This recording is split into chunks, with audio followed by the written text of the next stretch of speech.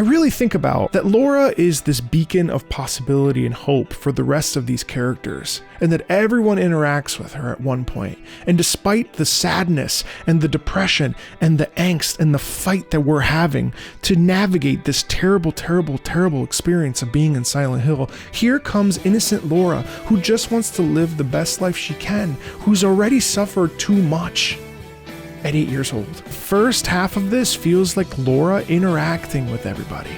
And then in this little corner here where there's no melody, that sounds like James, Angela, and Eddie. Their pain, their strife, they're trying to navigate this journey. But the melody is Laura. That bright quality in that melody, and in the way that there's this beautiful little harmony in it as well, symbolizes possibility, symbolizes hope for the future, symbolizes innocence almost. And the thing about Laura is that Laura sees this place as just any other place. And despite everything we see, that we experience, we suffer, she doesn't see any of that. It's funny because during the game you're like, oh, come on, Laura, what are you doing? But then as you start to unravel and understand that there's a purity in that I think really is great, and a phenomenal use of that feeling of being young and being a child with that child simplicity that helps, I think, bring some degree of levity to an otherwise deeply unsettling and deeply depressing piece and game experience. And the thing about this, ultimately,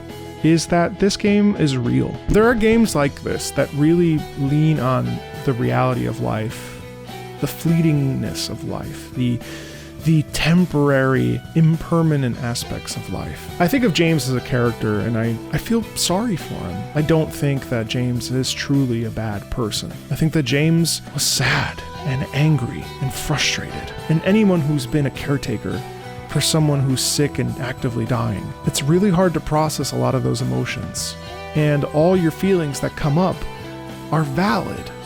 And trying to not feel guilty about certain feelings, or not to feel, frustrated with the person because it's not their fault. And so that's what makes this game, I think, so profound. And if you played this when it first came out, that's incredible. I wish that I had known about this, because I feel like maybe it would have prepared me for my own journey that I had to experience with my father passing away. And so that's why, to me, this goes above and beyond any other horror game I've ever seen or played. Because this is full of emotion. This is real life. This is the pain of growing up. This is the pain of living in this world. And Silent Hill 2 handles that pain with a shocking amount of grace.